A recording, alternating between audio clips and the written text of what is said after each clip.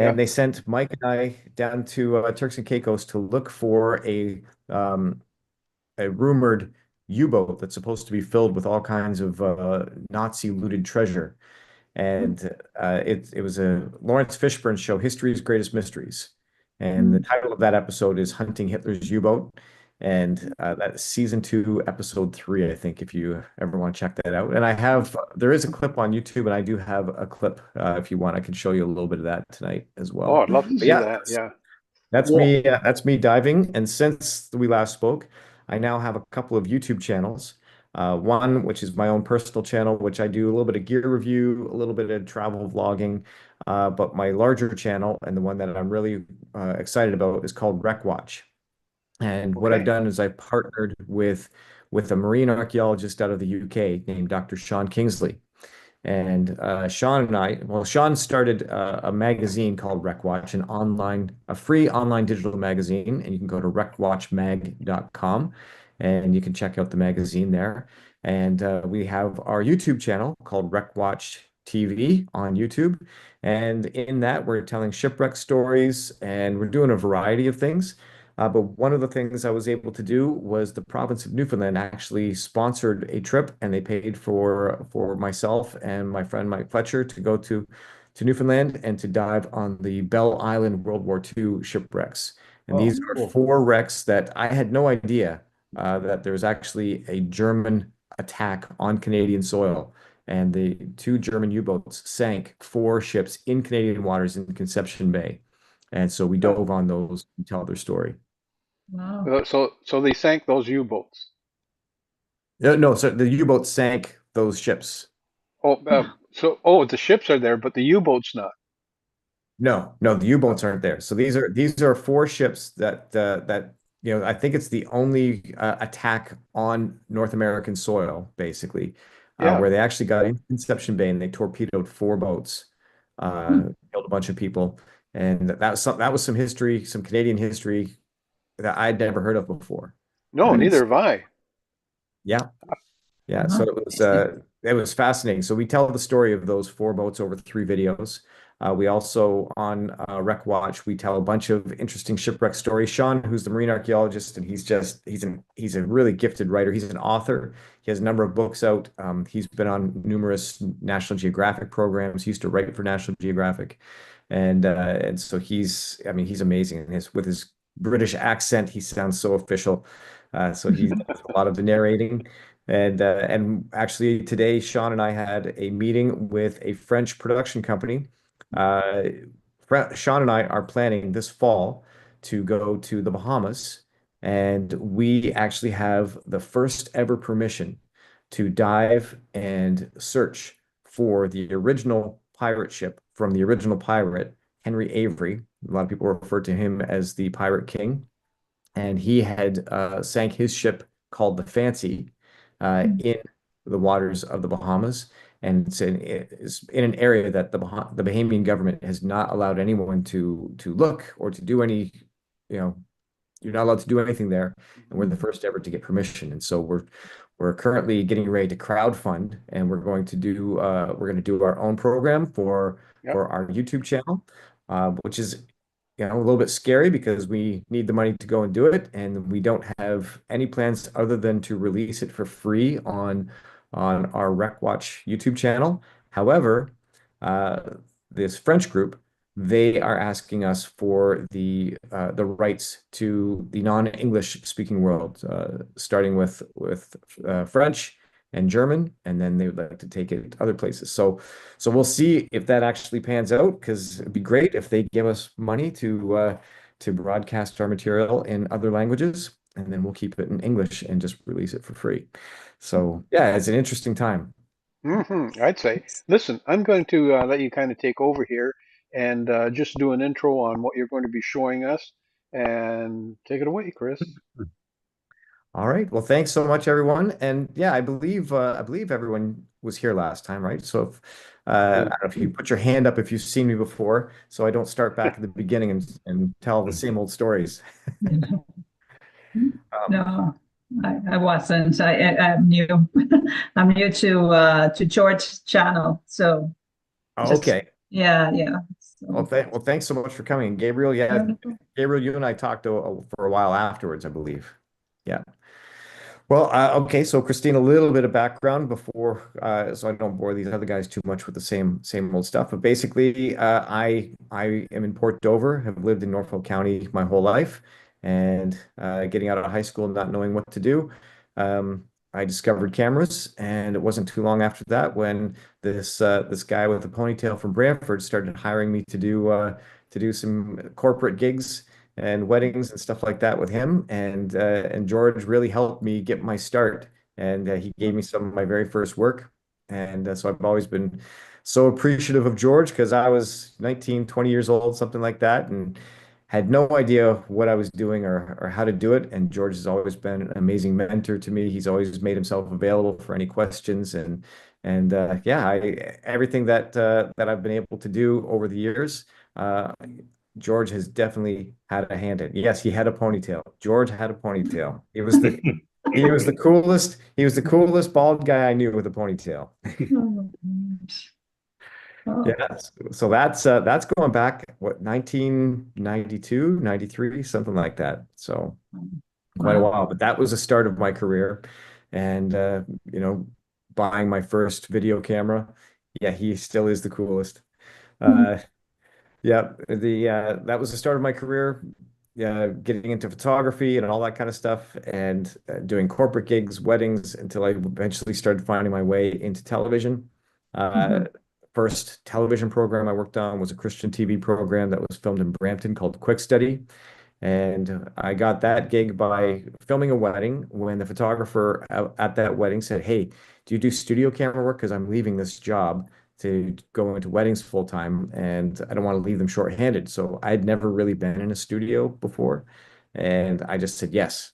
And I went in and faked it. And that was one of those studios, where they have those big cameras on the wheels and the whole dolly system, and learned how to Yeah. truck head up and do all that kind of stuff. And that was my entrance into working in television full time. And then it was through that studio that every job made another connection. Next thing I knew, I ended up in Arctic Russia. And for 10 years, I was going back and forth to Siberia, documenting the reindeer herders on the tundra. Wow. And would actually live and stay with the reindeer herders in their tents, travel by reindeer sleigh.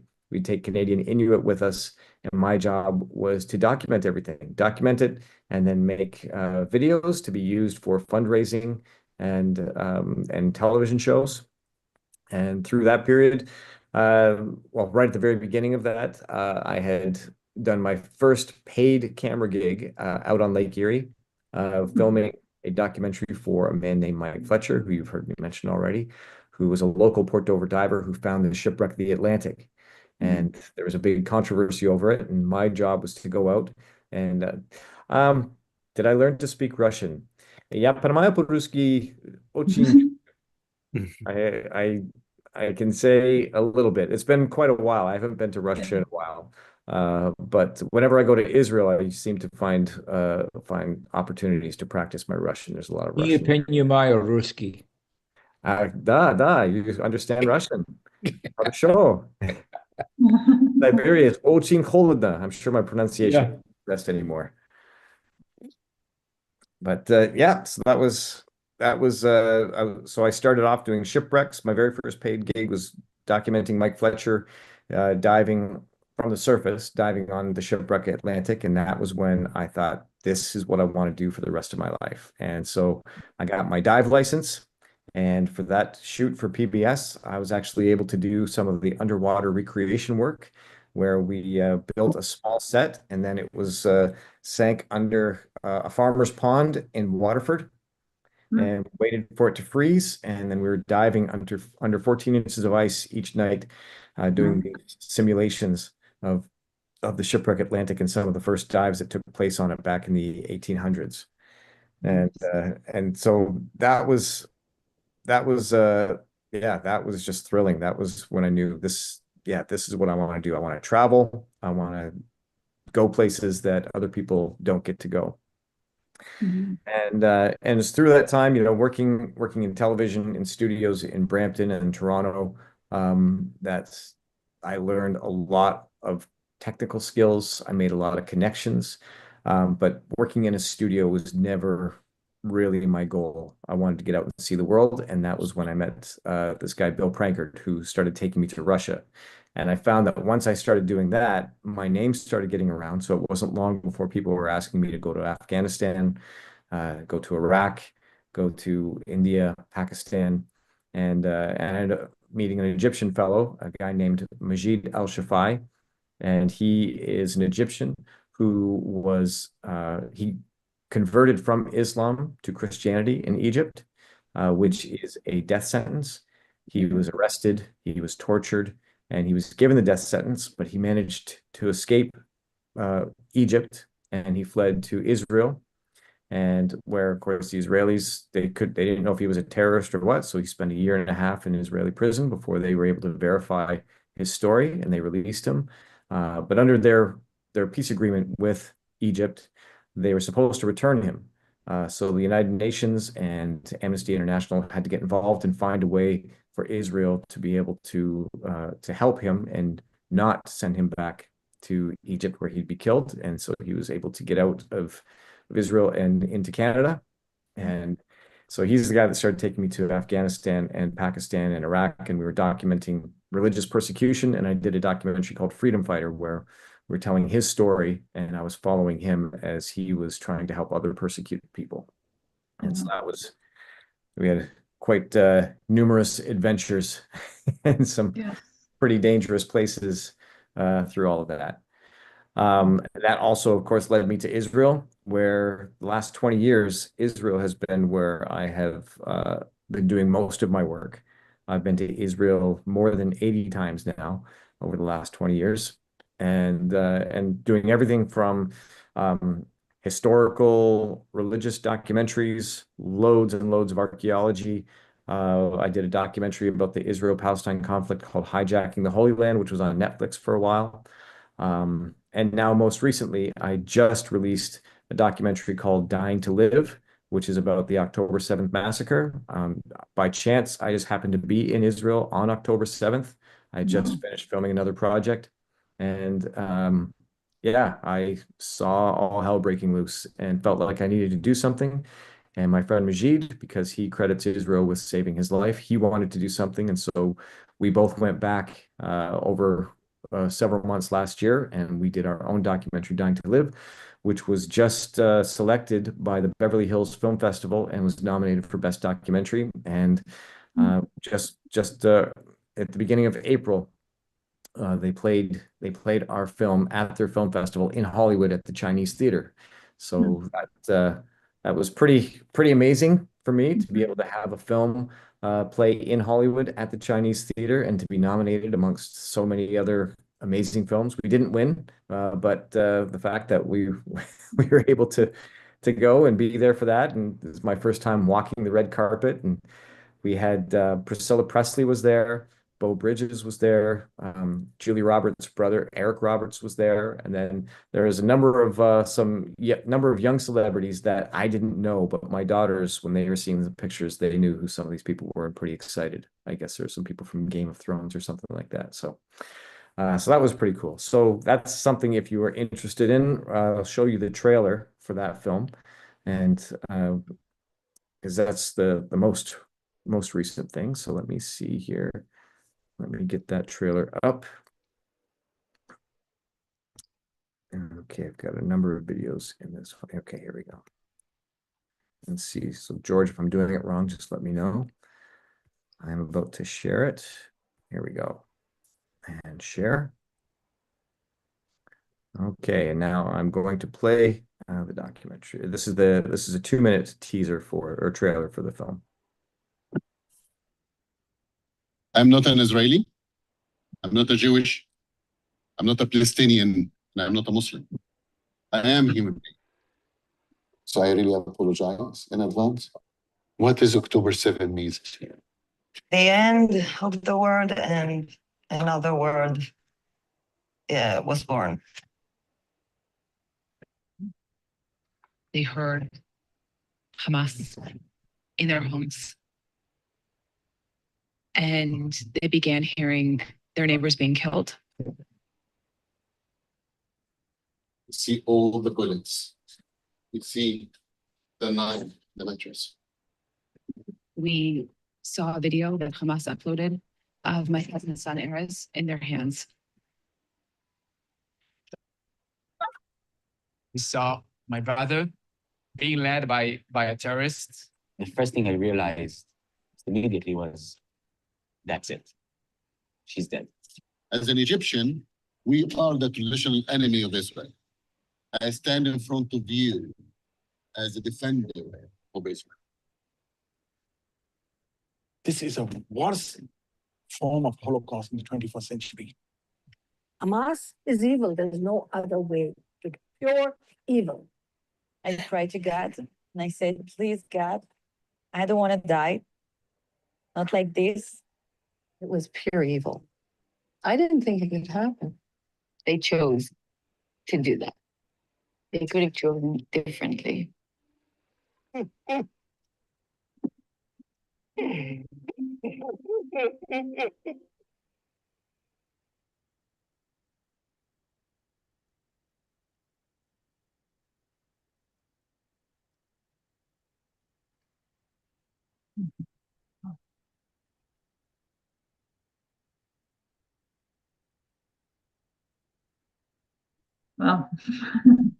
Thank you. Yes, that was the most difficult film that I've ever had to make, and I've had to make some difficult ones. When I was doing Freedom Fighter, and we were in Iraq, and I had to spend time documenting the stories of Yazidi girls who had witnessed their families killed in front of them, and had been taken, kidnapped, sold as sex slaves.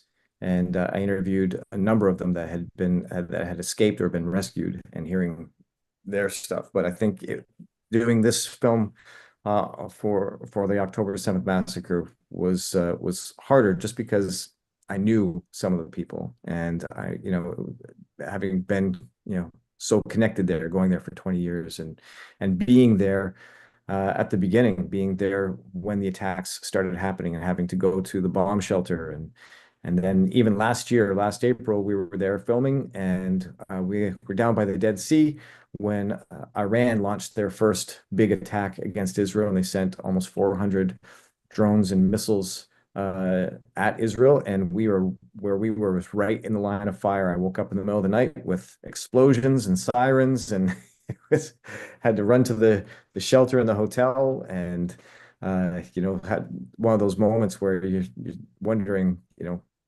how did I get here, and will I get out?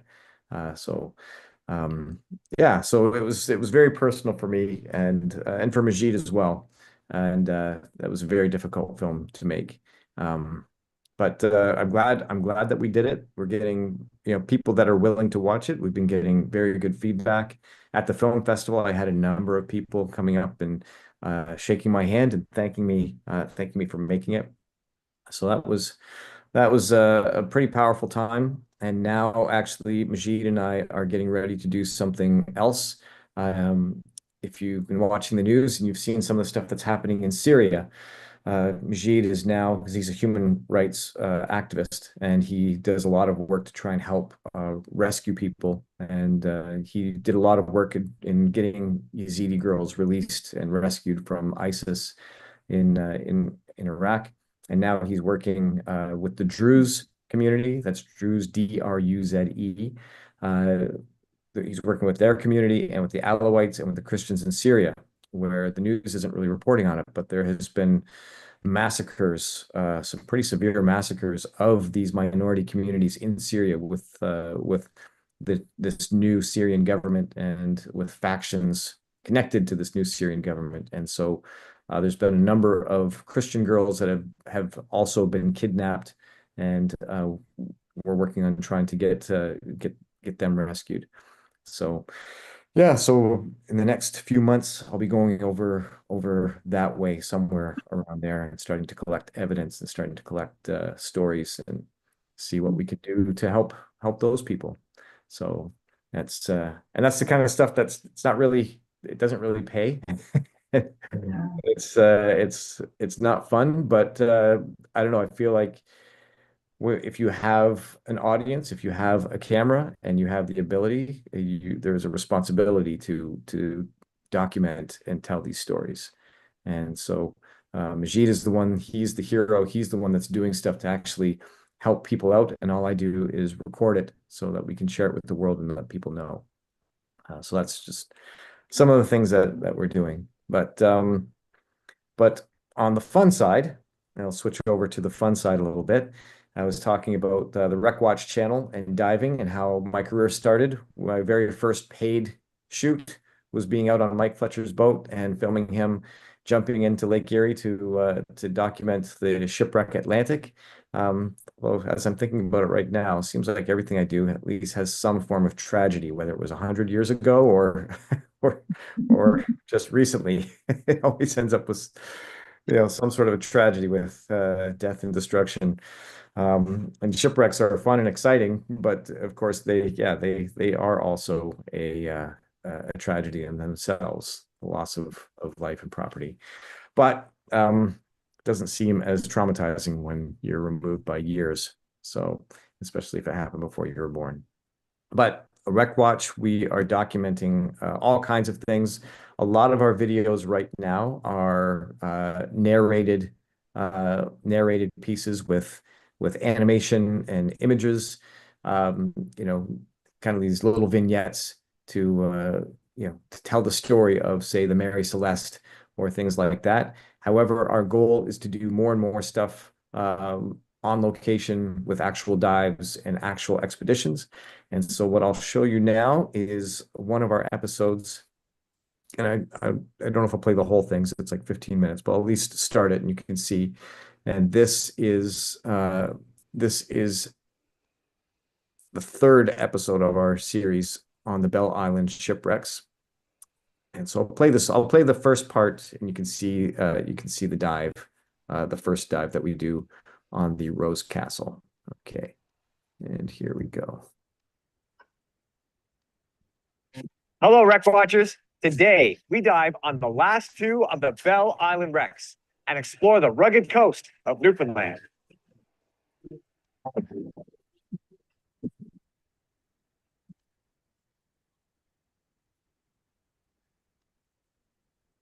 In our last video, we explored the iron mines of Bell Island and dove the SS Lord Strathcona.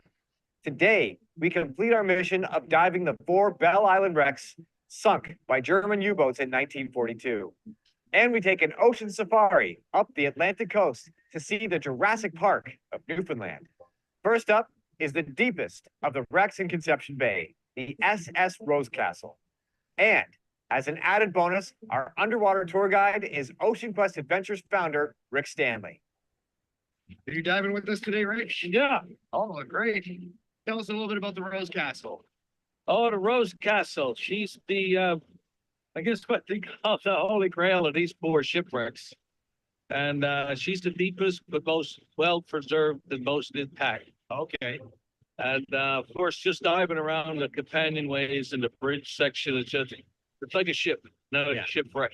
And this one here is more intact than the other 3. So, yeah. Enjoy your dive today. Yes. Yeah, I'm excited.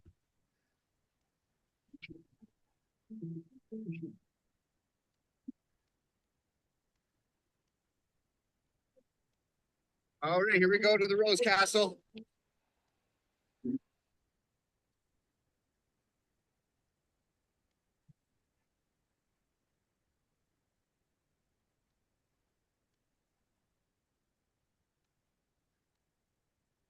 The Rose Castle was a Canadian-owned steamship built in 1915. November 2nd, 1942, at 3:34 a.m., U-boat U-518 fired the first torpedo at the SS Rose Castle, causing the ship to roll on its side. A second torpedo missed and instead hit the Scotia loading pier of the Bell Island iron mine. U-518 fired a third torpedo, again striking the Rose Castle, sending the ship and 24 of her crew to the bottom of Conception Bay.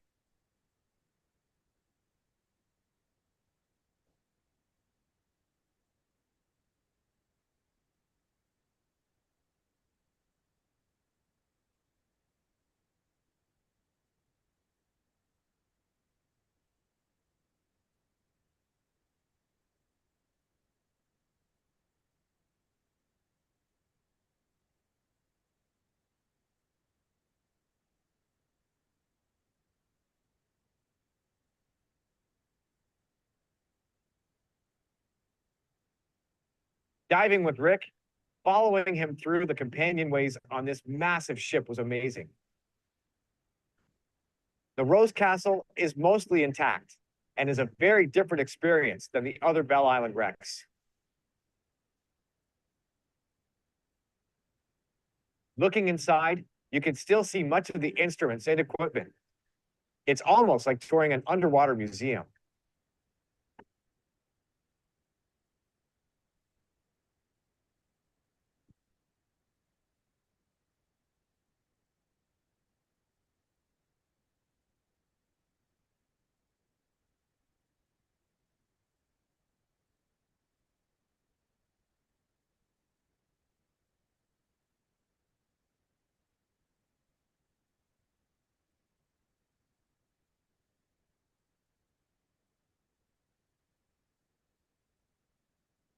As we headed back to the surface, we approached our safety stop and ascended right into a large school of moon jellyfish.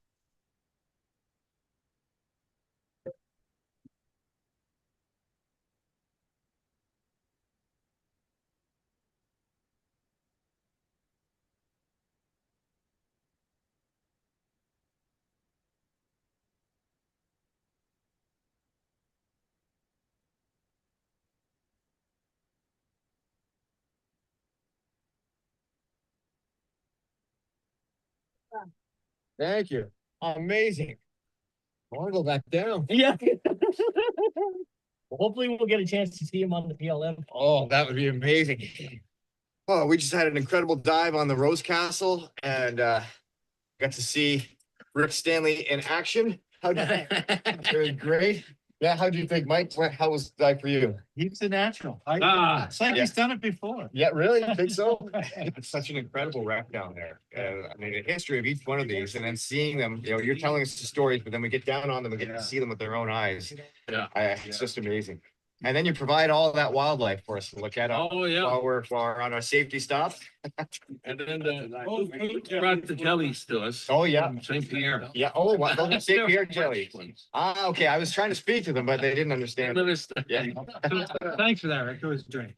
So excited. Can't wait to share this with everybody on Rec Watch. Okay, so there's at least a bit of it. That was the first of 2 dives on that episode. So that's, for me, it's just been fascinating and a lot of fun to be able to do what you love. And now Rec Watch isn't really making money, not yet, but some money does come in, and at least with episodes like that, the province of Newfoundland paid for all of our travel and paid for us. You know, we didn't get paid to be there, but we had our way paid. And to be able to do something like that and have it on YouTube and not have to worry about broadcast licenses and all of that kind of stuff, it's been a lot of fun, and we're really looking forward to doing more on Rec Watch. And of course, the more subscribers we get, so if at some point you want to make your way over to Rec Watch TV, and that's WRECK Watch, all one word, TV on YouTube. Certainly appreciate it, and would love to have you there with us. So yeah, that's the diving stuff that's happening. And we see, where else was I going? Oh, the other. Now here's a very interesting project that I can't really show you yet, but I can talk about it.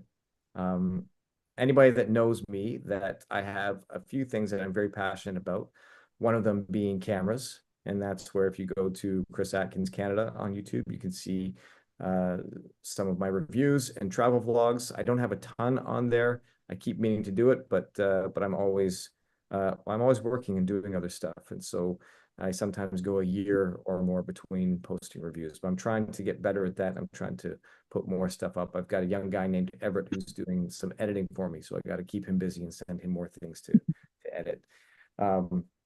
But yeah, one of my passions is obviously cameras. I love the tech. I love the gear. I love getting new lenses. And oh, okay, yep, Daryl, definitely, we should definitely get together. But gear has always been a passion of mine. Another passion of mine is Israel, just because I've spent so much time there. It feels like a second home. I love history. And so going to Israel, there's no better place to go than Israel for history and archaeology.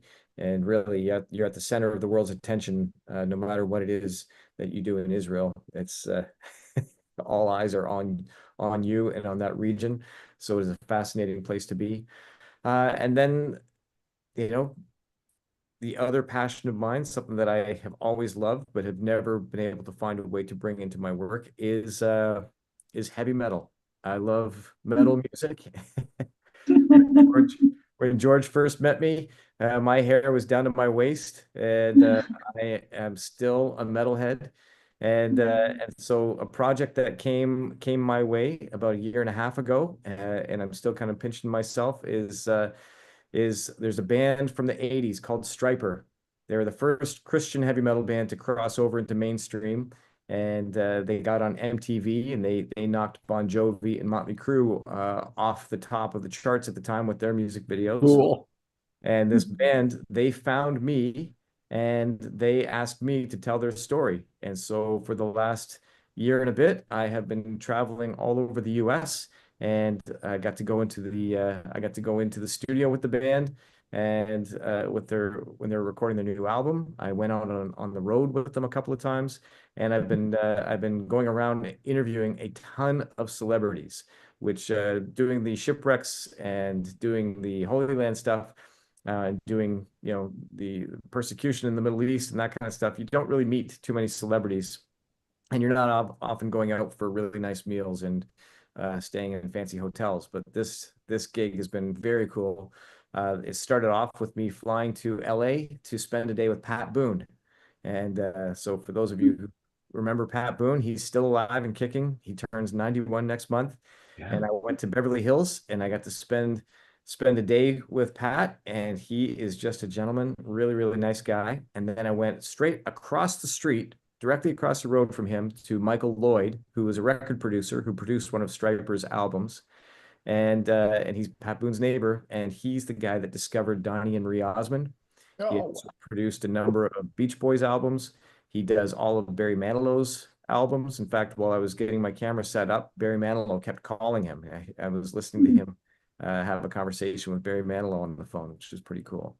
And so that was the beginning of it. And since then, I've interviewed, seems like everybody from the big American preacher out of Texas, Joel Osteen. I spent an afternoon with him, and also Larry the Cable Guy. If you remember the comedian Larry the Cable Guy, I went to his home in Nebraska, and really, really nice guy. And for hardcore metal fans, I just got to spend a day with Brian Head Welch from the band Korn. And for me, I'm a big fan of Korn, and so to go to his house and get to hang out with him for a day, it's been really cool. And we're doing more. We're supposed to be doing an interview with Gene Simmons, and Mark Wahlberg has said yes, because he's a fan of the band as well. So we're just waiting to schedule them. And if you remember Tiffany, the pop star from the 80s, I got to interview her and was pretty excited when she gave me her phone number, and told me that whenever she's doing a show, if I'm around, give her a call, and I can go to her show. So yeah, and I did tell my wife that Tiffany gave me her phone number, and she's okay with it. So that's been really wild. It's been a very strange year, because that's an area that I have never really been in. I've done lots of history. I've done lots of, you know, difficult stories, but I've never really done anything pop culture. And so what a difference in being able to spend time and film these people. And I find filming them in some ways is more difficult. I think just because, well, there's an expectation. There's expectations, real or perceived on my part, where you're meeting a celebrity and you're wondering, you know, how you should dress and how you should act and camera placement. And also I find too that when I'm interviewing these celebrities, they are a lot more picky about their lighting, where if I'm interviewing an archaeologist or someone who's just survived some sort of catastrophe, they're not too concerned about where I'm placing lights or microphones and that kind of stuff. And celebrities often want to see the shot before you hit roll. And, and they all seem to have opinions, and getting through to these guys can take months, and scheduling can take a lot of time, and sometimes they just don't show up. So it has been it's been eye-opening. It's been a lot of fun, but a lot of challenges in doing something in that world. Um, okay, I see, David, you had a question. Do you have any problems regarding the stability of the Rex? Are you meaning is this camera stabilization or the No, the Rex? actual the wreck themselves. Yeah, Yeah. I know it's far different, like the Titanic, but that thing's just falling apart. And I Mhm. just wondered if you have the same problem, even though they're much shallow, if you have the same problem with that.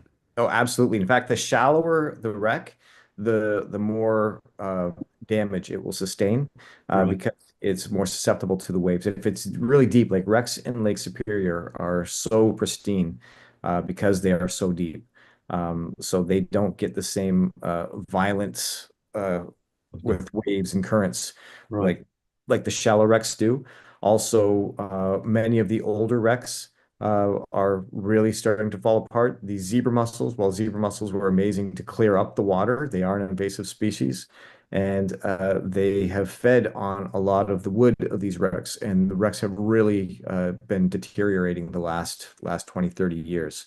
Um, it's amazing to see these wrecks that have been there, some of them for a few hundred years, and they've been in excellent shape. And people have video and photographs of them from, say, the 1970s.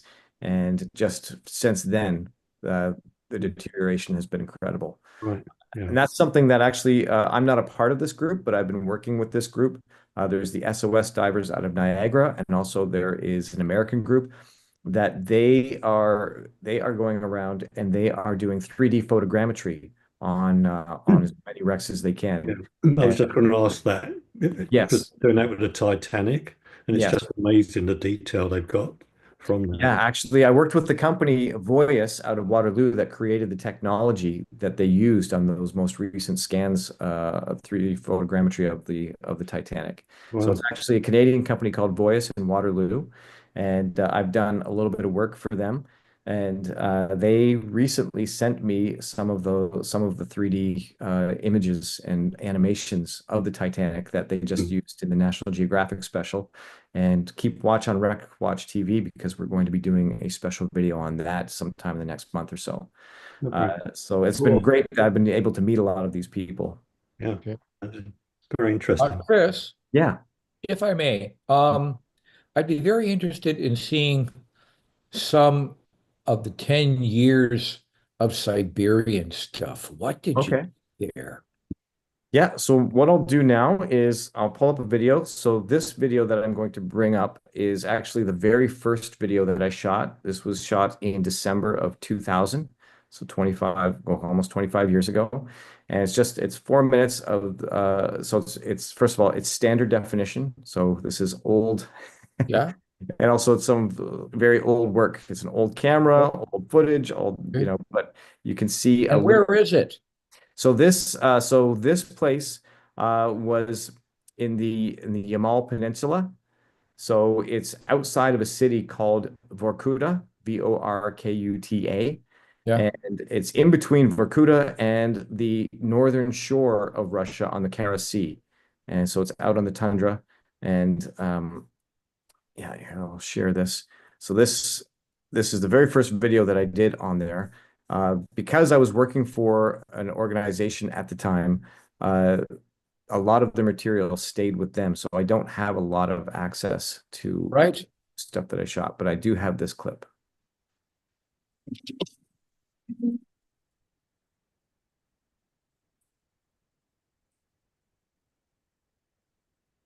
Since 1997, I've had the wonderful privilege of leading expeditions across dangerous and remote territory. We've been searching for the last nomadic Eskimos in the world. The Nenets have lived in the Russian tundra for thousands of years. They've been following the reindeers as they migrate over the 1 million square miles of rugged tundra.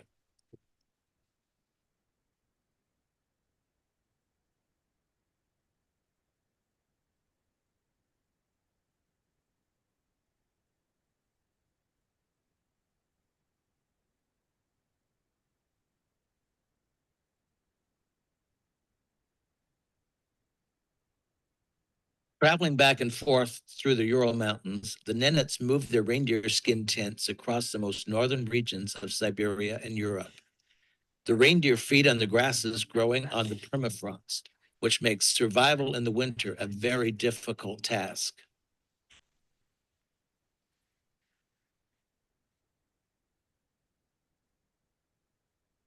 The reindeer must move often to find places where the snow and ice are thinnest to reach the grass hidden underneath. This means that the Nenets must be prepared to follow when the herds decide to leave. Using the reindeer to pull their sleighs, the Nenets quickly take down the reindeer skin tents, gather all their possessions, and follow the reindeer to the next food source.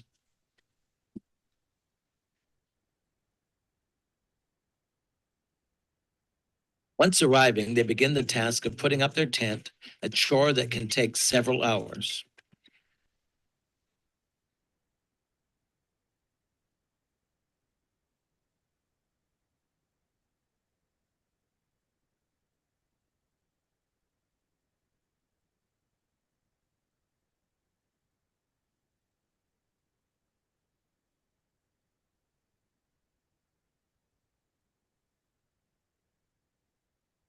The tent is heated by a wood stove in the center. A hole in the top of the tent allows the smoke to escape. The temperature in the Russian Arctic is often minus 40 Celsius, with a wind chill making it about 70 below zero. To keep warm, the Nenets burn whatever wood they have available. Nenets in the southern part of the Arctic can find small trees in the tundra forest, while Nenets in the northern Arctic must search the tundra for small brush that doesn't give off much heat when it's burned.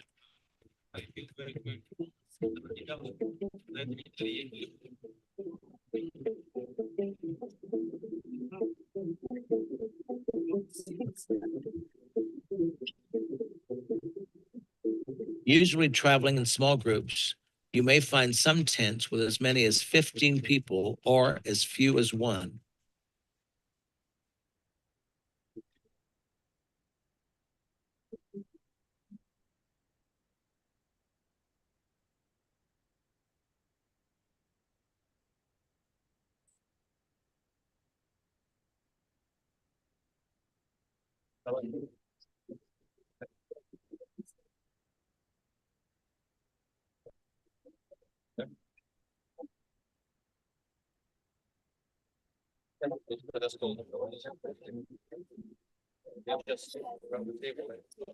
The Nenets survive by eating the reindeer as well as other game living on the tundra, game like the Arctic hare or the Arctic fox.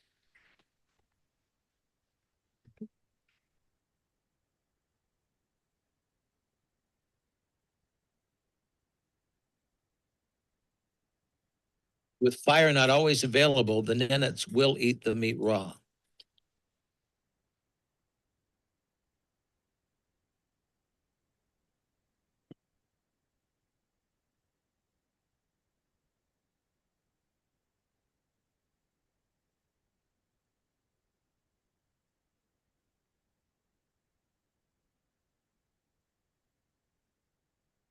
The reindeer provide food, clothing, transportation, and shelter for the Nenets.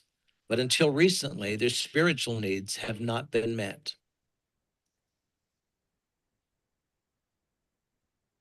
In 1997, I met a wonderful young man named Lever. Lever is a young man of God from Vorkuta, a large city in the Russian. Okay, that's all I have of that clip. So yeah, so that was my very first experience in Siberia, and then Chris, I did that I in I 2000. would lose my mind with a camera. How do you mean? As I think most here would, because like to be able to find some of the few remaining, I don't know how many are left now, of people of an ancient lifestyle, really. There's quite a few actually. Yeah, I would go out of my mind like with a wide angle and just I'd fill cards. Yeah. Yeah. You know, It was it was pretty exciting to be out there and to be doing that and feel like yeah, you stepped back 1,000 years. yeah, Uh, and then, seeing the change that I saw over the 10 years that I was going there. So that clip that you just saw was the year 2000. yep, And they're still very, very primitive and yep, nomadic. So they would go by the yep. different communities. And there were no snowmobiles. Well, they know snow machines because there's a lot of Russians. There's a lot of Russians that live in places like former gulags. There's also a lot of Russian military outposts out there. There's whole cities out in the tundra. The Russians have done more with their tundra than Canada has for sure. Okay, And good. something else that people don't realize is that Russia is still doing residential schools Yeah, yeah. out there, right? And we saw a lot of that. There we would meet families out there. Now it's interesting because it's not exactly the same. Even the indigenous people up there don't really view it the same way as as how our indigenous have viewed it, because they don't have much of an attachment to their children, uh, like say we would. The mortality rate is so high, especially amongst the Arctic peoples, that one thing they don't hug their children. Also, in that video, there was one shot of a young girl in kind of in the back of the tent, and talking through our translator Igor, we found out that we were there on her 13th birthday. And so, of course, we're like, oh, happy birthday, right? And she's seeming quite shy and reserved and stuff. And the family tells us, yes, they're very excited that she's 13 now because they can trade her for reindeer to whoever comes by with the most reindeer, right? So that's Yeah. so for them, a lot of those people, giving your children up or trading your children for vodka, for supplies, for favor, it's not really it's kind of part of their culture already, which was very strange and it was shocking, especially for me at that point. My first daughter had just been born, was just a few months old, and I'm hearing all this like, what? You can trade your daughter for reindeer? How does I can't even wrap my mind around that. But that's very much part of their culture. But they are being westernized. Well, maybe westernized isn't the correct term because it still is Russia. But by the time my last trip in 2010, we were out on the tundra, and we look as one of the young men in that tent was standing outside on a sleigh trying to get reception for his cell phone. And we started seeing they would have DVD players and they would have a generator.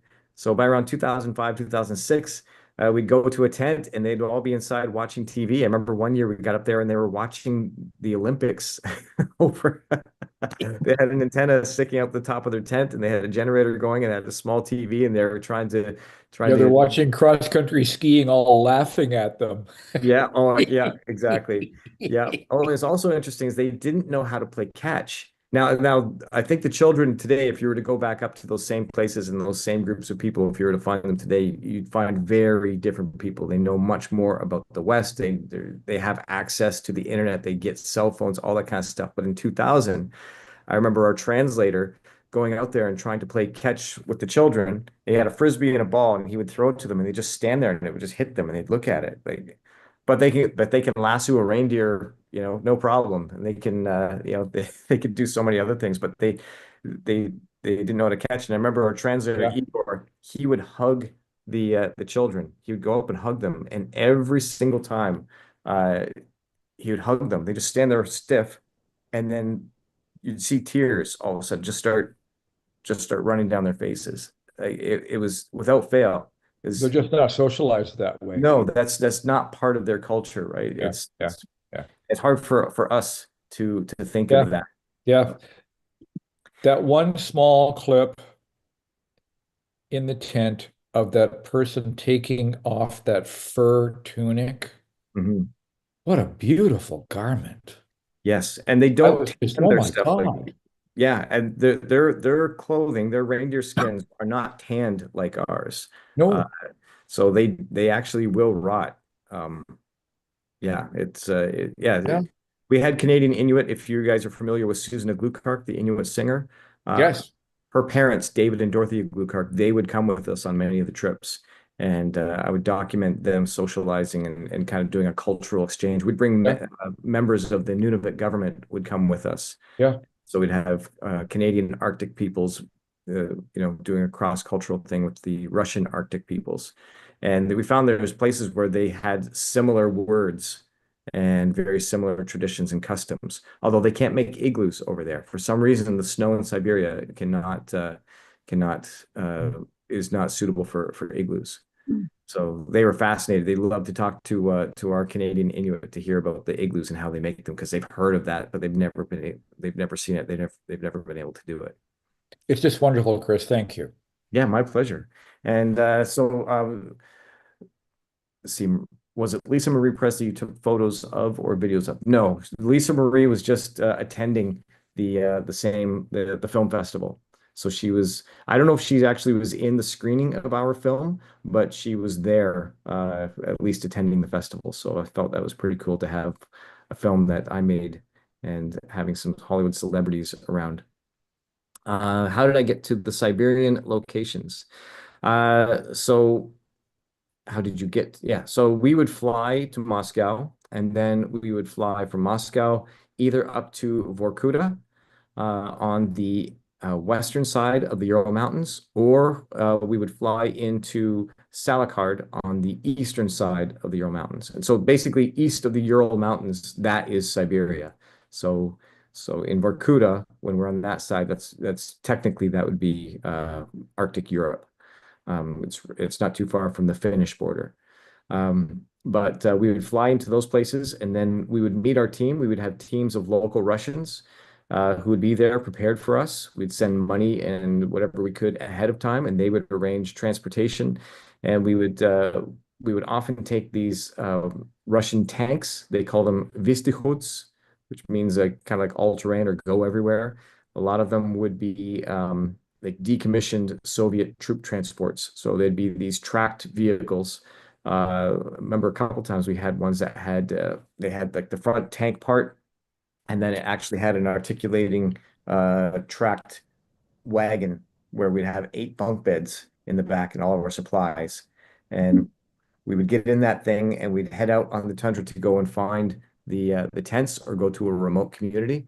And we would be laying in our bunks because you could, once that thing started moving, even though it's going slow, it is just rocking, and you'd lay in your bunk and you'd hold on to keep from falling out.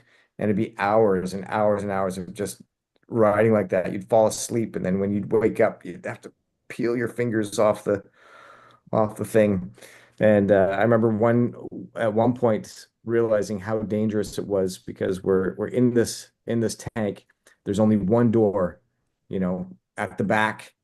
And that's the only way out.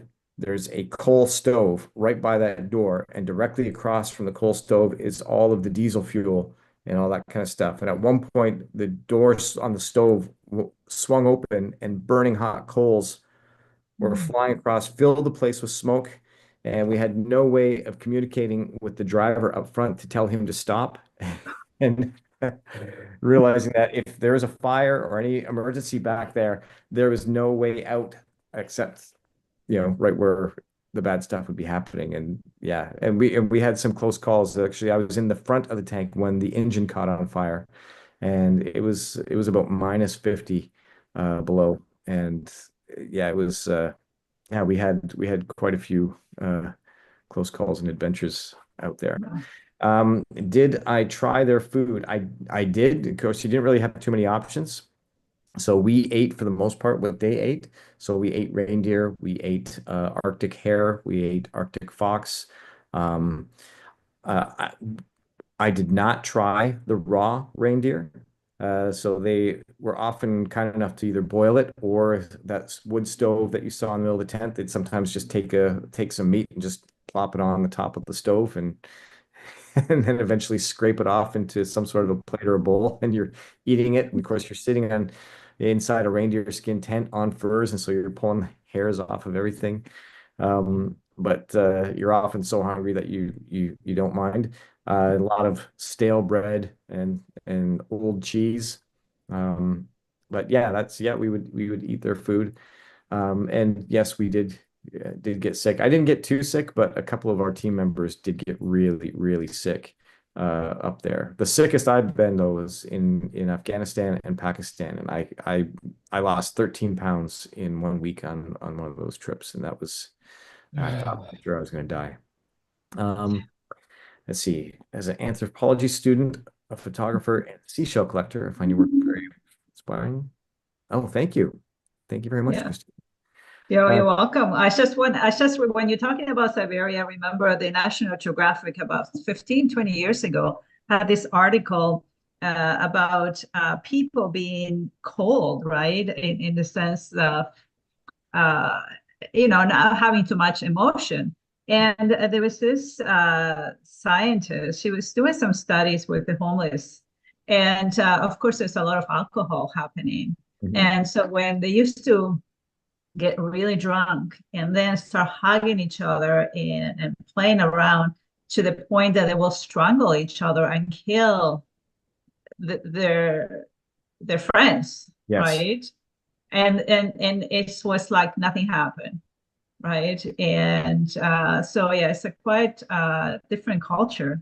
And yeah, and also I wanted to point out that as a lover of Morocco, they do offer their young daughters for camels as well. Yes. So I think it's a cultural thing. Yeah. We find it here appalling, but Especially with nomadic, actually, even Yeah. in the Middle East with the Bedouins. I was Yeah. able to take my youngest daughter in 2023. I Yeah. promised, I have two daughters, and I'd promised both of them before they went off to post-secondary school that I would take them on a trip to Israel. So my oldest Yeah. daughter went with me in 2019, and then the youngest one, she went with me in 2023. And a good friend of mine, he's retired from the IDF. He's a very interesting guy because even though he was in special forces in the IDF, he really loves and cares for the Palestinian people. And he, on his own, goes often into the West Bank, Judea and Samaria, and he goes Yeah. out there and he just builds relationships. He rides his motorcycle and he will find a family and find, oh, your car is broken down, and he'll get a friend of his who's a mechanic and they'll go out and they'll fix the car. Oh, this family needs a new roof for their goat shed, and he'll go out and so he's been doing stuff like that. And so when I brought my daughter, he said, "Oh, I want to show you something very interesting, something she's never seen before." And he took us to a family of um, they're not Bedouins. They call themselves Arab villagers. And there's a real difference between, say, a Palestinian and a Bedouin and an Arab villager. And actually, the Arab villagers and the Bedouins, actually, they hate each other and they're actually killing each other. It's kind of like Hatfield and McCoy's situation out there, where they're just constantly fighting and there's gun battles almost nightly. But this family of Arab villagers who had a large herd of goats living just outside of Bethlehem, and they still live in a cave. And so my friend Amnon took me and my daughter, and we got to go and visit with this family in a cave. And it was crazy walking up this cliff, and then you go through this entrance, and I should have prepared some of those pictures. But they have my daughter who's, blonde hair, blue eyes. She's wearing all white clothing with New York Yankees green ball cap on, and we're sitting in this with this family where their 16-year-old daughter, they had taken her out of school. She's not allowed to go to school anymore because she's the one that they have designated. She won't get married. She will serve the family. And so she is to look after the family. And so we're visiting with them as they start serving us food. They're very hospitable. They love guests. The wife brings over these glasses and a very dirty looking jug, and she pours this white clumpy stuff into these glasses and then hands them to each of us. And my friend Amnon looks at me and he takes a sip. He says, "Oh, it's goat yogurt." And so it's warm, it's fresh, and Oh, wow. as she's dumping it, you're seeing the clumps, kind of almost cottage cheese like, and you're hearing the plop and this cup of this jug. And my daughter looks at me and she's looking at me like, Dad. So trying to be a good father, when the lady's not looking, I'm gulping as much of it Oh, down, warm and sour and the texture, and I'm gulping it down as fast as I can. Then when she's not looking, I switch glasses with my daughter, and then I quickly get hers down. And then of course the woman sees our glasses are empty. And so I'm saying in my best Arabic, la shukran, no thank you, no thank you. She fills up both glasses. I drank 5 of those things. Yeah, my daughter thinks it's very funny. She loves to tell that story. Yes. Oh my Yes, your gosh. morning event was probably very memorable. Well, actually, you know what? I thought that I would probably have some problems, but I don't know. I think it's good gut bacteria. I was fine. I was a bit nervous about it, but actually, yeah, I felt pretty good. I was okay. Do I ever wear a tactical vest? In Afghanistan and Iraq, yes.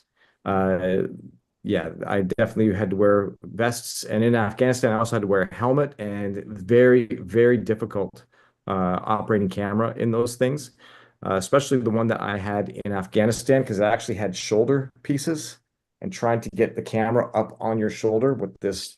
And it's not like those light vests that you see them wearing in the movies. These are Yes. actual plates, and very, very heavy and hot and uncomfortable, and they don't move very well.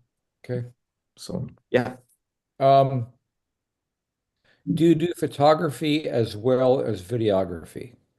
I try to. Most of the time I'm doing video, but I Okay. love photography. I started out as a photographer, and it drives me crazy when I don't have an opportunity to do photography. And a lot of times I'm a one-man crew. So, people typically send me Yeah. to do the video, right? To Yeah. record Yeah. that kind of stuff. So Yeah. yeah. So if I do photography often, it's for myself. And it's something that I keep meaning to go through my folders of photos, because I've got some stunning ones that I just need to take some time. Oh, I'm sure being up, oh my, I would lose my mind the places you've been with a camera. Yeah. Yeah. Yeah, it's a lot of fun, and I feel whenever I start to complain, my wife reminds me how blessed I am. It's my favorite saying has been that I've never been without work. I have been without pay, but I've never been without work. That's okay. Yep, but we've So still long as you been. make your soul good.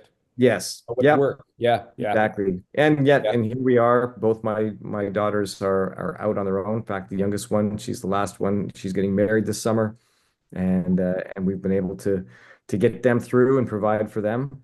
And we've got a nice home, and we've got shoes and food. And so what more can you ask for? And I've been able to afford my camera equipment, which is maybe the most important thing. Yeah. Yeah. So Thank you very much. oh, thank you. Thank you. Yeah, so let's see, where was I? I was going somewhere Where with were this, you? but yeah, I don't know. I'm right here. I don't know, but you know Oh, what? yeah, Maybe there the you are. question is Come back. is better. Yeah, if there's more questions. I have one more question. Sure. So Chris, do you suggest that we now, because of the needs of when you want to put your work out there, you think it's better to do filming as opposed to photography? I mean, I did still motion, did editing and so on, but still love photography. But you always wonder, do I maybe start doing a little more filming than photography? I mean, I'm not sure where I'm gonna get with this. But when the world is so beautiful, you want to show it somehow. You want to put it out there, right? Yeah, I would say I don't think it really matters what you do as long as you do something, right? Right. And I mean, and really today is a day where you can mix and match your tools and think about what is your end goal? What is it that you want your viewer to do? Is it Right. an emotional response? If it's an emotional response, is a video or a photograph going to get that for you? Because it could be something completely different, right? A beautiful shot of a landscape can evoke as much emotion as, say, a drone shot. Oh, that's what I was going to pull up a drone video if you wanted to see that. But so really, I would say the right call is whatever gets you the response that you're looking for from your audience. Of course, your platform. Is it YouTube? Well, if it's YouTube, then it's going to have to be video. Instagram, you can definitely do more photos, but yeah, I would think about your end user. What is it that you want them to do after viewing your work? Okay. Thank you. No problem. Now, did you want to see a drone Yes. thing? Yes, please. Yes. All right, so let me see here. See, this is okay. I'll show you. This is just 1 minute of footage from the big 6K drone in Costa Rica. Okay, let's see if I can share this. Okay, here we go.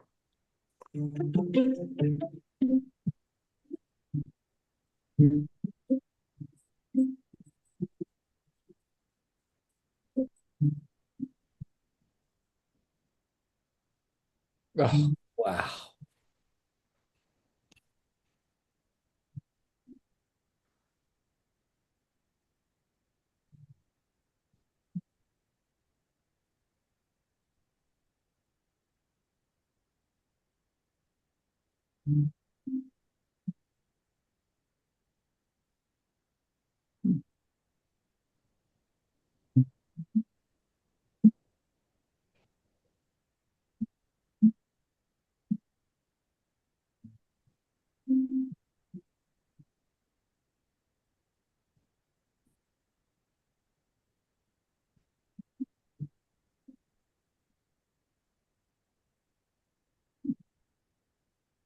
That's just a quick sample of just some of the stuff that we did.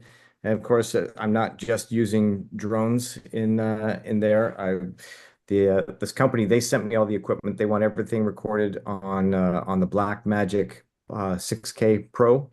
So I'm out there using everything needs to be shot in 6K at the absolute highest quality possible. And so you guys, if you could see the 6K images of that sequence that you just watched, I mean, it's incredible. Every leaf, every blade of grass, every rock is it's incredible. You need an amazing monitor to even see that stuff. Yeah, and even the monitors that I use. Now, I'm not the one doing the editing. I send all that footage down to Texas, and then they color it and they edit it and they do their whole own thing with it. But yeah, it's very cool. Of course, we're on land, then we're using sliders and we're using different things. There's a lot of just static shots of waterfalls, and we would hike down to the jungle and just we would have a guide that would take us, and we had a team of people carrying all of our gear for us. We get down there, hike. Remember the first day we hiked 4 hours one way going down into this valley and to these really remote places. And I mean, it's just stunning. And I mean, everywhere you look is, it's one of my favorite gigs. How long did the drone batteries last? So on that big drone, they don't last very long. I can get about 15 to 20 minutes, depending on conditions, flying the drone. I've got four, and it takes 2 batteries at a time. So it's not one battery. So for each flight, you need 2 batteries. I've got 4 sets. So I've got 4 flights that I can do with that. Where my smaller drone, of course, that thing can go for like 40 minutes and it's so much easier to carry. The range on the big drone is not very far. And of course, it's older, right? So this drone was made in 2017, and they just came out with its replacement last year. So the Inspire 3 goes much longer and does so much more. I can do I think technically the range is about 2 kilometers. But of course, depending on obstacles and that kind of stuff. Where my small drone, I can send my small drone almost 10 kilometers away and still have good signal. Yeah, Daryl? A Black Magic is a big, heavy camera. There's a few different kinds. So the Pocket 6K is like a oversized DSLR. Okay. But by the time you outfit it with your lens, okay, and it's I got to tell you, Okay. well, the Blackmagic 6K, it takes a stunning image. It's got a beautiful sensor. I love the color science in those cameras, but I hate working with them. They are the most awkward, unwieldy camera that I have ever Okay. used. They drive me crazy. But And mhm. what lens would you use on I that? I use a variety of lenses. So for, of course, the establishing shots, I'm using anywhere from a 14 to 24, especially on the slider. A lot Okay. of And times you I'm can using, power and you can change the zoom like, so those are primes. yep. Those are primes. So you're carrying all the camera gear, right? So we're taking the big drone, which is the size of a coffee table. We're Yep. taking that out there. And then of course we have a backpack filled with batteries and all the supplies for the drone. Then we've got a couple of sliders and tripods. Then we're taking the cameras. Often we're taking anywhere from 2 to 4 of these Blackmagic cameras, and of course you're bringing the batteries for those. You're bringing all the lenses. So usually we carry a 14, a 24. We have the DZO, a beautiful zoom lens. It's a 50 to 125. Yep. Canon 70 to 200, 2.8, and then a Sigma 60 to 600. That's 250 pounds worth of gear. Yeah, yep.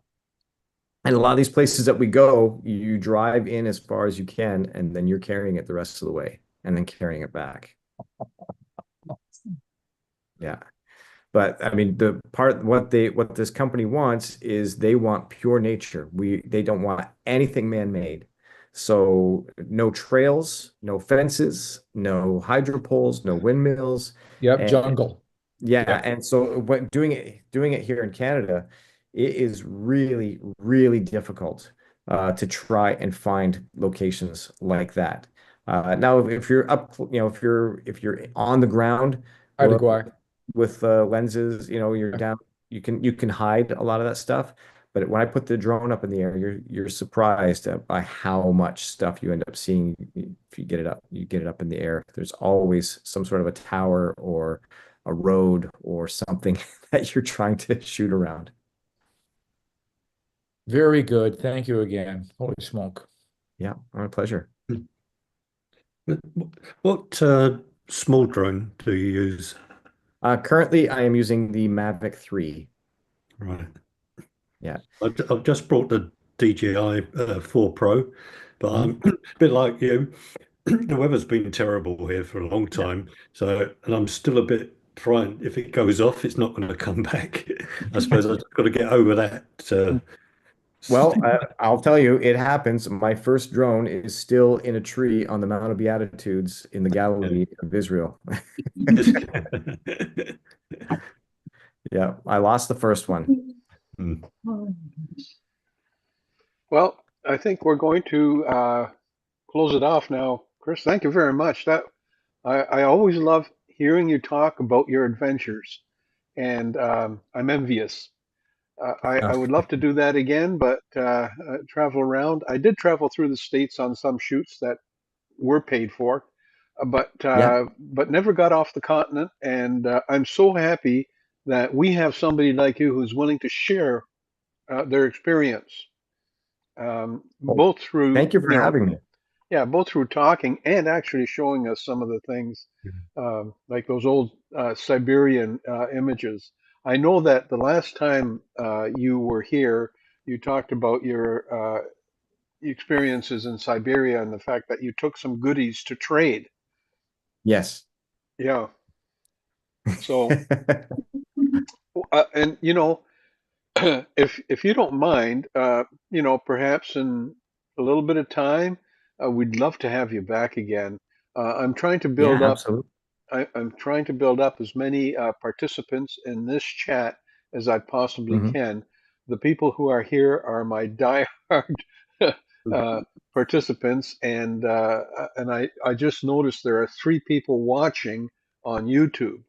So Oh, wow. what I'd like to do is, if you can give me, maybe in a message or email me the Mhm. pertinent website addresses that you want people to look at, I will Sure. put that onto the YouTube Oh, variation of this yeah. because that YouTube for tonight is going to stay on YouTube. Okay, great. Yeah, yeah. I'll send you some links, and if you want to put them in the description, and then people can click on them and go right to everything. Absolutely, Please. I'd love to do that for you.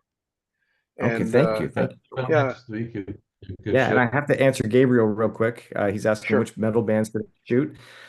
So far I've shot POD. They're a big metal band from San Diego. Called POD stands for Payable on Death. Corn. Let's see, who else did I do? Band called Skillet. Um, oh man, who? Oh, Kill Switch Engage. Light the Torch. Um, yeah, I shouldn't be Any Black struggling. Sabbath? Pardon me? Any Black Sabbath? No, actually we Yeah. put a call out to Sharon Osbourne, and I was hoping to go to England to do an interview with Ozzy Osbourne, but then Sharon got back to us and she just said that Ozzy's not his health at that time was not the best and he wasn't up for doing any interviews. Yeah. But I did try. Yeah, Ozzy gave himself less than 10 years. Yes. Yeah. That's what he said. But I've been on his last concert. okay. Yeah. I took a lot. I smuggled in my camera Oh yes. in pieces. I'm Open your so- bag. I opened the bag. Oh, that's my lunch bag inside the long lens. Yes. That's my other lunch bag. Those are just papers under them, the body. Oh, that's awesome. That's amazing. No, I haven't done the Grateful Dead. I'm grateful that I did the only a parking lot. Oh, The okay. Yeah. nice You shots. moved to Finland. There are more metal bands per capita than anywhere in the world. Yes. Well, so just so you Yeah. guys watch for this sometime over the next year. If you're familiar with the Canadian wrestler Chris Jericho. Okay, I've heard that name. Yeah. So you said this is going on YouTube, George? Yes. Okay. All right. So I can't say too much. I can't say too much, but if this is going on YouTube, then I'll just say that Chris Jericho and I have been talking about a metal documentary, and Cool. just watch, You heard it. and You heard it here. yeah, that's all I can say right now. So, and it's just talking. So, if it goes forward, I'll be very, very excited, and you'll hear a lot more. But Chris Jericho is kind enough to take my call, and we've had a few discussions, and so we'll see if something happens. Maybe the next time too, rather than some of your adventurous videos, you might show us some of your more adventurous music videos Yeah. and interviews possibly. Yeah, well, certainly within the next year, I will have stuff that I'll be able to show. Fantastic. Again, Chris, I really appreciate you coming on, and I'll be talking to you many times, probably before the next time we're actually going to do something like this. And I'll let you know how building this channel works for me, but we'll try our best. Now, having said that, our next guest will be Brian Thompson, who's a 4-year photojournalist for the newspaper here. And he's an award-winning photographer, and we're going to have him here on the 26th of May, and he's going to show some of his photographs and some of his experiences in the photojournalism field. And then on the 5th of May, I'm going to have Anka Gaston, who's a wildlife photographer, join us. So, and Chris, you're welcome to come along thank for you. any of those. And I'll keep you posted anyway. You know that. Yeah, for sure. And I'm going to say this right now because I've been saying it for a while and I haven't done it. And maybe if by speaking it out and knowing this is getting out there on your YouTube channel, maybe it'll come to fruition and I'll actually do it. But I've had a number of people tell me over the years that I need to write a book or do a podcast or something. And so I've been thinking about it, and I'm planning at some point on starting a podcast where I can share my adventures, but then also have other people who can share their adventures. back and forth, and I'm thinking of calling it Flights Camera Atkins. Perfect. That sounds good. Right. That's fantastic, and I'll help you promote that. Thank you, thank you. Yep, and you have to keep me accountable. I have to actually do it. I'll buy one. All Well, right. Yeah, Thank now that you've put it out there, you are I accountable. have to We're going to come be through. looking for this. Okay, know yeah, that. make sure to stay on me. All right. Well, thank you so much, everyone. And I look Oh, forward thank to you. again. Yeah, Thank thanks, you. Chris. That's really good. Okay. Good It was presentation. great. It was awesome. Thank you.